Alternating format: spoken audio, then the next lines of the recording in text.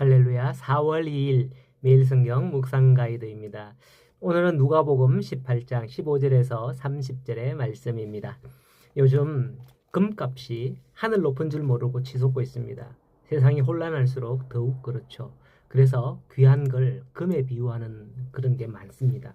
우리 애들도 어른들이 뭐라 그러는가 하면 금쪽 같은 내 새끼라고 하죠. 우리 어릴 때는 애들이 너무 많아서 아이들 귀한 줄 몰랐어요. 천대받았죠.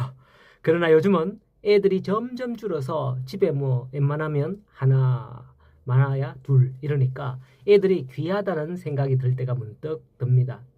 학교 입학생도 엄청 줄었지만은 교회에도 애들이 없어서 주일학교가 없는 교회들도 참 많아요. 또 무슨 사고라도 났을 때 어른들보다도 아이들이 피해를 입으면 온 나라가 난리가 납니다. 그만큼 아이들이 귀하다는 걸 잘 드러내는 증거죠. 오늘 말씀에 사람들이 예수님께서 만져주심을 바라고 자기 어린 아기를 데리고 왔다라고 하죠. 왜 사람들이 갑자기 자기 어린 아기를 데리고 왔을까요? 아무래도 요 앞에 17장의 마지막 때에 하나는 데려감을 당하고 하나는 버려둠을 당할 것이다 라는 말씀이 꽤 큰 충격으로 다가왔을 수도 있습니다. 그래서 사람들은 구원을 위해서 더욱더 기도하였고 예수님은 믿음의 기도가 무엇인지 바리새인과 세리의 기도를 통해서 앞에서 보여주셨죠. 그때 사람들은 생각하기를 무엇보다도 자기 아이의 구원을 위해서 예수님에게 축복 기도를 받으면 더 좋지 않겠냐 그렇게 생각을 해서 데리고 왔을 수도 있다고 봅니다. 교회에서도 아이들에게 유아 세례를 베푸는 그런 이유가 뭡니까?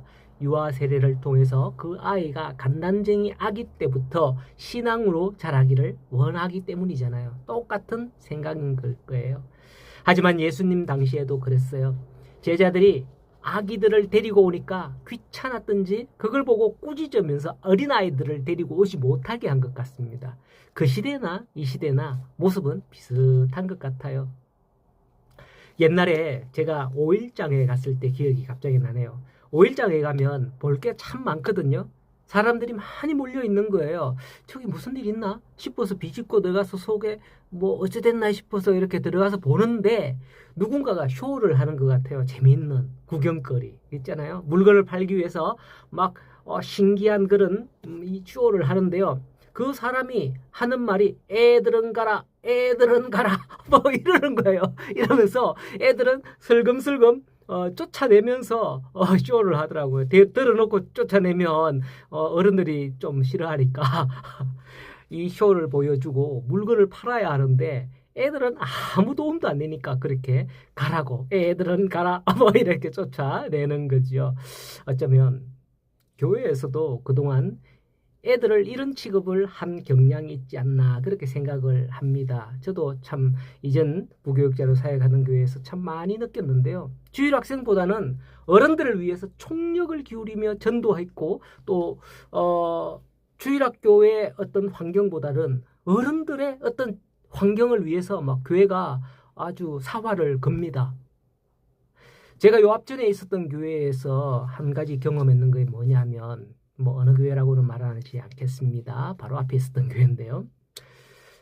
본당에서는 그 에어컨이 고장났는데 전체적으로 교회 전체 순행식으로 이렇게 하는 그런 에어컨이었는데 에어컨이 고장났는데 본당에서는 더우니까 에어컨 그 박스형 큰 거 업소용 에어컨 있잖아요. 그런 거 80평, 100평짜리 하나에 그런 걸 2대나 본당에는 설치했지만은 유치부 학생들이 있는 교육과는 여름 성경학교를 하는데 에어컨도 고장났는데 선풍기를 몇 대 켜고 했습니다.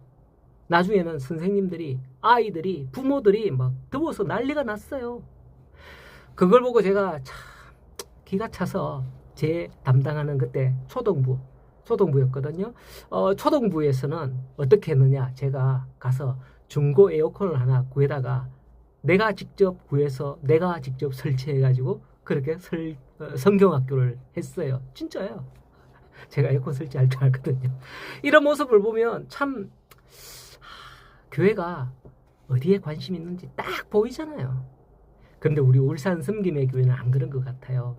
제가 지금 울산 섬김의 교회에 협동 목사로 있는데요. 학생들이 있는 곳에 장로님들이 80인치 TV를 기정해서 설치하게 하고 또 집사님이 자기 사무실에 있는 냉온풍기가 되는 에어컨을 기정하고 이렇게 다음 세대를 위해서 굉장히 많은 관심을 가지고 있다는 것을 알 수가 있었습니다. 그러니까 우리 교회는 제가 봐도 어른들보다도 청년들이 많고 또 아이들이 많고 이런 것 같아요. 어쨌든 아이들을 쫓아냈다는 말씀에 괜히 열이 올라서 사설이 길었습니다. 자, 이제 18절에 보면 어떤 관리가 예수님에게 나옵니다. 내가 무엇을 하여야 영생을 얻으리까 하며 이 모든 게 구원, 즉 영생과 관련이 있음을 나타내는 말씀인 것 같습니다. 유대인들은 율법의 행위로 구원받는다고 믿었기 때문에 예수님께서 먼저 이렇게 답을 합니다. 네가 계명을 알지? 간음하지 말라, 살인하지 말라, 도둑질하지 말라, 거짓 증거하지 말라, 내 부모를 공경하라 라고 예수님은 말씀합니다. 그러자 그 관리는 내가 이것을 어려서부터 다 지키었나이다 라고 대답을 하죠.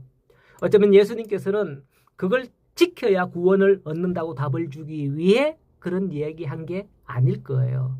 바로 이 다음에 하는 말을 하기 위해서죠. 22절에 보면 내게 아직도 부족한 것이 있으니 네가 있는 것을 다 팔아 가난한 자들에게 나누어 주라. 그리하면 하늘에서 네게 보화가 있으리라. 그리고 나를 따르라 라고 말씀하셨습니다. 바리새인들은 무엇을 좋아한다고 했죠? 돈을 좋아한다고 얼마 전에 말씀을 드렸습니다. 성경에 있었어요. 그 사람은 지금 예수님에게 나와서 질문을 한 이 관리는 큰 부자이므로 이 말씀을 듣고 심히 근심하며 돌아갔다라고 성경에 기록되어 있습니다. 예수님께서 어려운 율법 조항을 이야기한 건 아니에요. 그렇기 때문에 웬만한 사람이라면 그것쯤은 다 지키고 있는 거죠. 그걸 갖고 나는 이만하면 됐어 라고 하면 안 되는 거죠. 그런데 자기 재산을 가난한 자들에게 나누어 주라. 그게 그리 어려운 일일까? 생각되죠. 가진 게 없는 사람은 그게 쉽지만은 가진 사람은 그게 잘 안 되죠. 왜냐하면 그게 그들의 성벽이고 그들의 생명보다도 소중한 거거든요. 그런데 예수님께서는 어떻게 말씀하셨는가? 22절에 상세히 보면 네게 있는 것을 다 팔아 가난한 자들에게 나누어 주라 라고 했거든요. 조금 얼마가 아니라 다 팔아 라고 했습니다. 안 그래도 돈을 좋아하는데 이게 할 수 있는 일이 아닌 거죠. 그러면 재산이 많으면 과연 천국에 못 들어가는 걸까요? 우리는 이 다음에 하시는 말씀을 잘 생각해야 합니다. 24절에 보면 재물이 있는 자는 하나님의 나라에 들어가기가 얼마나 어려운지 낙타가 바늘귀로 들어가는 것이 부자가 하나님의 나라에 들어가는 것보다도 쉬우리라 라고 말씀을 합니다.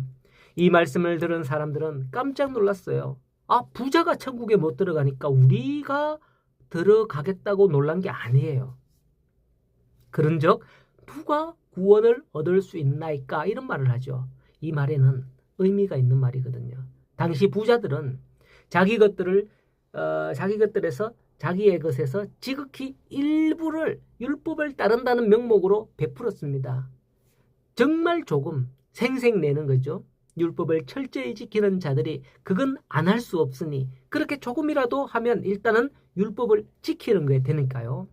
요즘 보면 어디에 기증하거나 기부해놓고요.